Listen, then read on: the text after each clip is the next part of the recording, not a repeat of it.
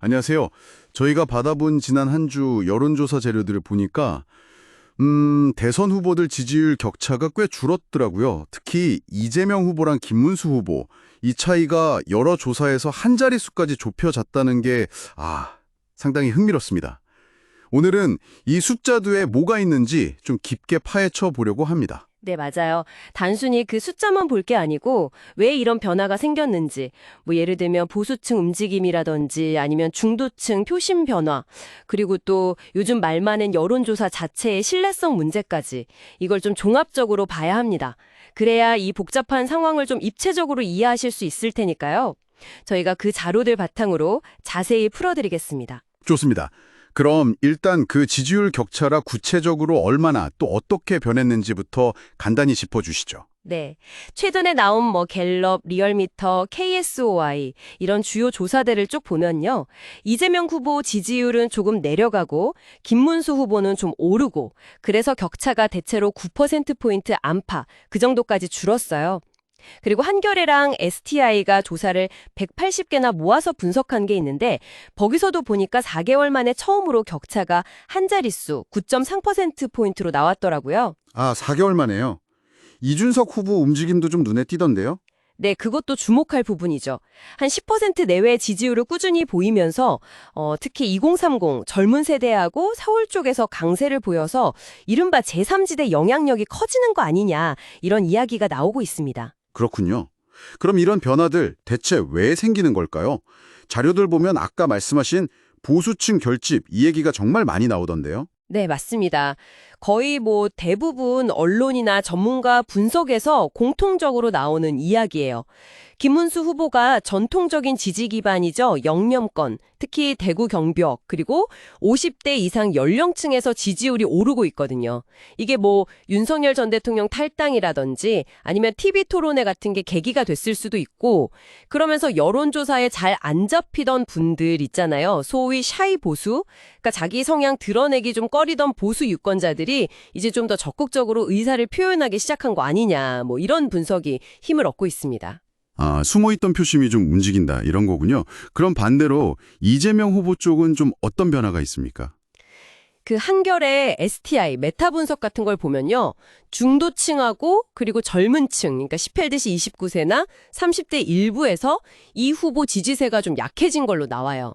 이게 최근에 사법개혁 문제라든지 호텔 경제학 같은 정책 이슈들이 좀 영향을 준 거 아니냐 이런 해석들이 있습니다.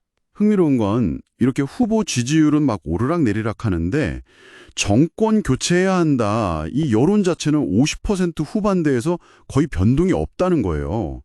MBC 분석 보니까 이 수치가 지금 이재명, 이준석 두 후보 지지율 합친 거랑 비슷하고 또 김문수 후보 지지율은 정권 연장 여론하고 비슷하게 나오고요. 이건 뭐를 의미할까요? 네, 그게 어떻게 보면 이번 분석의 핵심일 수도 있는데요. 그러니까 유권자 다수는 변화를 원하긴 하는데 그 변화를 누가 이끌 거냐, 이 적임자에 대해서는 아직 좀 고민이 깊다. 이렇게 볼 수 있겠죠. 특정 후보를 막 견고하게 지지한다기보다는 상황 따라서 표심이 좀 유동적으로 움직일 가능성이 크다는 겁니다. 결국엔 실제 투표장에 누가 더 많이 나오느냐, 이게 중요해지는 거죠. 변화는 원하는데 대상은 유동적이다. 근데 이런 분석도 결국엔 다 여론조사 숫자에 기반하는 거잖아요.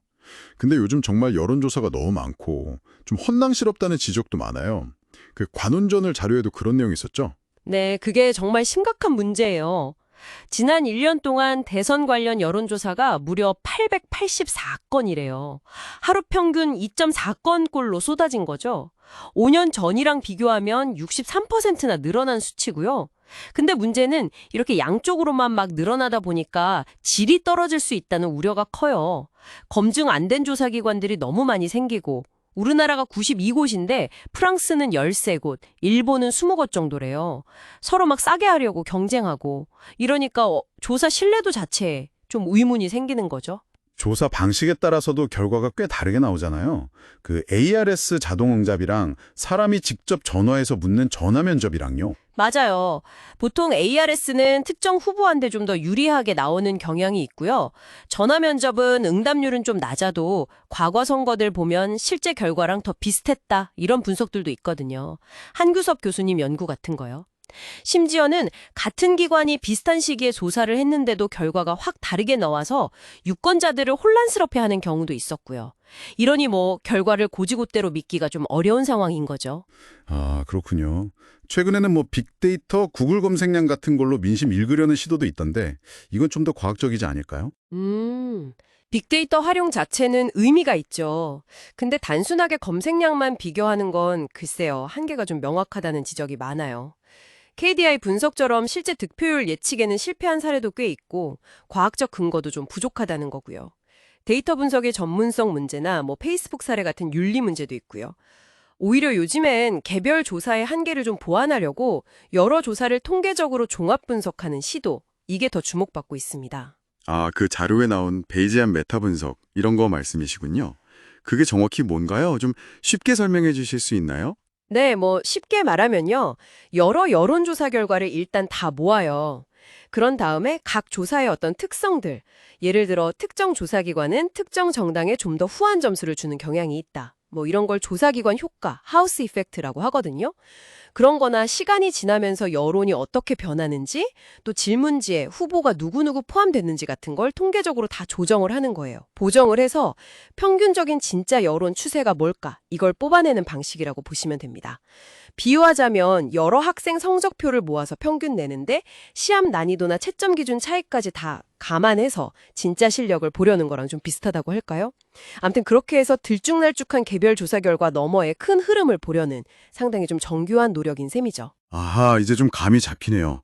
결국 이 요동치는 지지율 숫자 자체보다는 그 뒤에 있는 흐름, 그리고 조사 방식의 한계 같은 걸 같이 봐야 진짜 민심에 좀 더 가까워질 수 있다. 이런 말씀이시군요.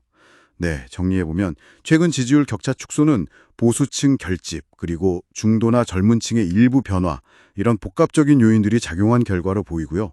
동시에 쏟아지는 여론조사 결과들은 그 방식이나 기관별 특성 같은 걸 잘 따져서 신중하게 해석해야 한다는 점을 확인했습니다. 네, 정확합니다.